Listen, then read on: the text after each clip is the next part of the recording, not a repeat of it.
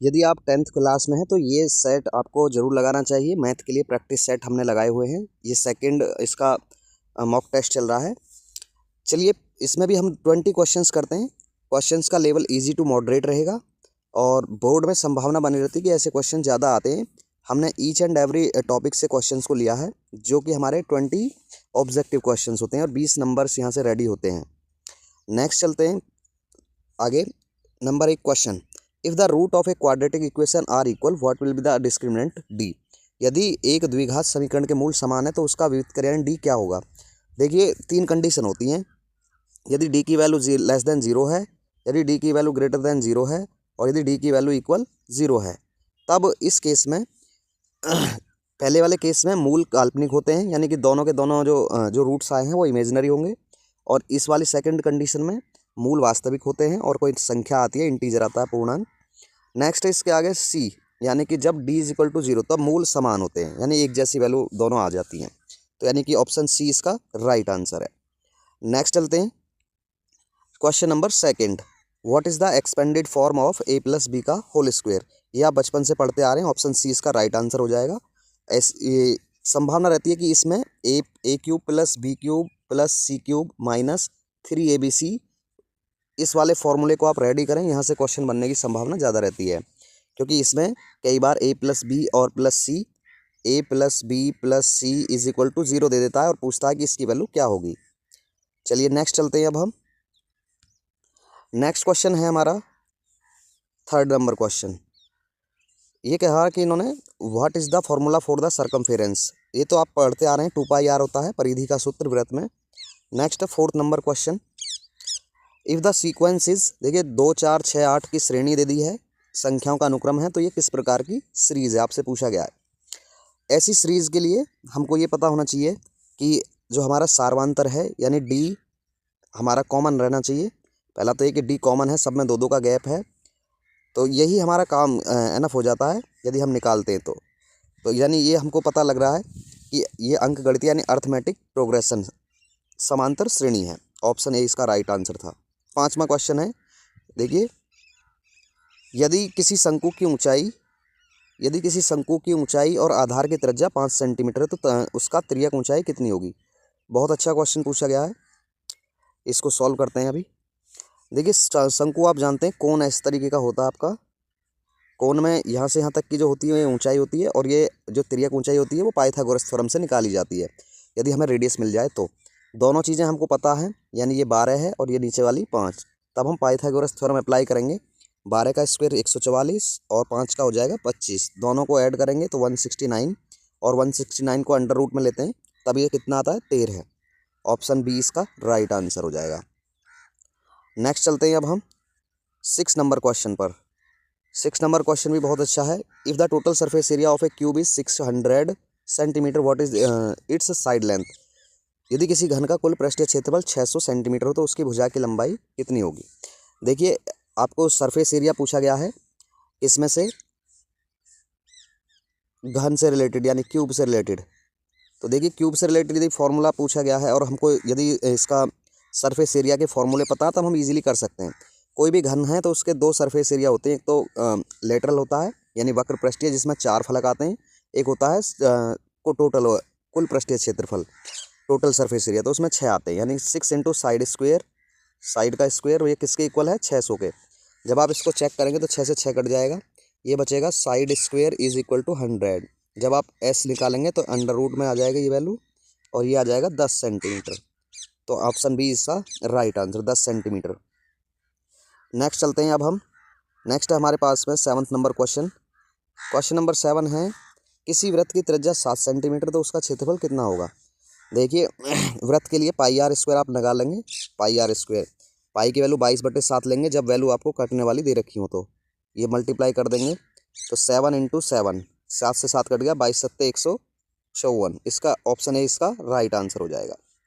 Next चलते हैं 8 number question पर। क्वेश्चन नंबर 8 है, if each side of a rhombus is 6 centimetre, what is its perimeter. एक समचतुर्भुज की प्रत्येक भुजा 6 सेंटीमीटर की, तो उसका परिमाप क्या होगा। रोम्बस आप जानते हैं समचतुर्भुज जिसके चारों भुजाएं बराबर होती हैं, तो चारों तरफ की भुजाओं के लिए सबको ऐड कर देते हैं, 6 6 6 और 6, तो ये 24 हो जाएगा। पेरीमीटर निकालना होता है तो किसी भी ज्योमेट्रिकल शेप की चारों जितनी भी उसकी साइड्स दे रखे हैं उन सबको ऐड कर देते हैं। नेक्स्ट आते हैं 8 नंबर क्वेश्चन पर। 8 नंबर क्वेश्चन हमारा हो गया। 9 नंबर क्वेश्चन पर चलते हैं। बहुत अच्छा क्वेश्चन है, थोड़ा लेंथी भी है, समझ में भी आएगा, ध्यान से सुनना। In a right angle triangle the angles in the are in the ratio of 1:3 what is the largest angle. किसी समकोण त्रिभुज में कोणों का अनुपात 1:3 है तो सबसे बड़ा कोण क्या होगा। समकोण त्रिभुज में बोला गया है तो बहुत अच्छी बात है, हमारे लिए और भी बेनिफिट की बात है। चलिए इसको सॉल्व करते हैं। ऑप्शन इधर रखे हैं हमारे पास में। देखिए इन्होंने कहा कि जो हमारे पास राइट एंगल ट्रायंगल है इसमें कोणों का जो अनुपात दे दिया है 1:3 में दे दिया, तो 1:3 है तो हम सब में x की मल्टीप्लाई कर लेंगे, x 2x और 3x। आप जानते हैं कि तीनों कोणों का जो इंटरनल कोण होते हैं ट्रायंगल में कितना होता है 180 डिग्री। तो ये हो जाएगा 3 2 5 और 1 6x, यानी 6x is equal to 180 degree. 6 से 3 बार कट जाएगा, x की वैल्यू आई हमारी 3 यानी 30। अब हमसे पूछा गया लार्जेस्ट एंगल कौन सा है। आप जानते हैं कि लार्जेस्ट एंगल होगा जो 3x है, ठीक है। तो x की वैल्यू रखने पर 3 की मल्टीप्लाई और कर देंगे तो आंसर हो जाएगा 90 डिग्री। आप वैसे भी जानते हैं समकोण त्रिभुज में 90 डिग्री का सबसे बड़ा कोण ही होता है, ये बात वैसे भी क्लियर थी पहले से ही। नेक्स्ट है 10 number question. If a number is divisible by both 3 and 7 it must also be divisible by. यदि एक संख्या 3 और 7 से विभाज्य है तो वह संख्या किससे भी अवश्य विभाज्य होगी। ऐसे क्वेश्चन बहुत ज़्यादा आजकल पूछे जा रहे हैं। देखिए जब भी कोई ऐसे सवाल आ जाए कि 3 किसी दो संख्याओं से डिवाइड होती है कोई संख्या तो तीसरी से कैसे कौन सी से होगी, तो उनका मल्टीपल से ही होती है, यानी कि यदि उनकी मल्टीप्लाई कर दें यानी ये हो जाएगा 21, तो 21 से ही वो संख्या डिवाइड हो जाएगी 100%। यानी संख्याओं का जो प्रोडक्ट होता है उनका ही वो मल्टीपल होती है वो संख्या भी। नेक्स्ट चलते हैं 11 नंबर क्वेश्चन पर। 11 नंबर क्वेश्चन थोड़ा लेंथी है। If a diameter of a circle perpendicularly bisect a chord what is the relationship between the chord and the diameter. यदि एक वृत्त में एक जीवा का लंबवत समद्विभाजन करने वाला व्यास है, ध्यान से सुनेंगे, इसमें क्वेश्चन हम एक बना लेते हैं, सर्कल से रिलेटेड है। इन्होंने कहा है कि यदि एक वृत्त में एक जीवा का लंबवत समद्विभाजित करने वाला व्यास है यानी बाइसेक्ट करने, तो यह जीवा क्या होगी। जो वृत्त की जीवा होती है, देखिए सबसे बड़ी जीवा ही उसका व्यास होती है, तो व्यास के बराबर ही इसका राइट आंसर होना चाहिए, तो यानी ऑप्शन बी इसका राइट आंसर होना चाहिए। और वृत्त की परिधि के बराबर नहीं होगी, इनमें से अर्धव्यास के बराबर तो रेडियस होती है अर्धव्यास, तो इसलिए आप ध्यान दें कि लंबवत, यानी थोड़ा सा मैं इसको और अच्छे तरीके से कर देता हूँ। इन्होंने कहा कि कोई भी ऐसा सर्किल है जिसको हम लंबवत समद्विभाजित करते हैं, बाइसेक्ट करते हैं, यानी ये हम ऊपर से ऐसे काट दें बिल्कुल इक्वली, तो ये इसका व्यास ही होता है, व्यास के बराबर ही होगी। नंबर 12, क्वेश्चन नंबर 12 होगा if the volume of A cube is 512 centimetre cube square centimetre cube what is it's side length. इसकी साइड लेंथ क्या होगी। यदि वस्तु का आयतन दे दिया है क्यूब का, तो क्यूब का आयतन आप जानते हैं साइड का क्यूब होता है, 512 आप जानते हैं 8 का क्यूब होता है। ऑप्शन सी इसका राइट आंसर हो जाएगा। नेक्स्ट है question number 13। If both diagonals of a quadrilateral are equal what type of quadrilateral is this. यह यदि एक सम चतुर्भुज के दोनों विकर्ण बराबर हैं तो वह कौन सा चतुर्भुज होगा।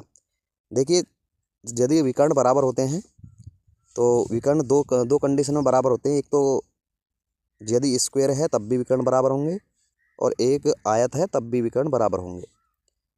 तो मेरे विचार से तो इसके दोनों आंसर सही होने चाहिए।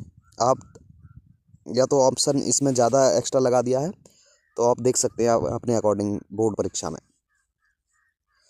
What is the prime factorisation of 48। Prime factorisation कर देते हैं यहीं पर ही, काट दीजिए, 2 से कितना आ जाता है ये 24, और 2 से 12, 2 से 6, 2 से 3, तो यानी 3 एक बार आएगा और 2 की पावर 4। ऑप्शन ए इसका राइट आंसर हो जाएगा।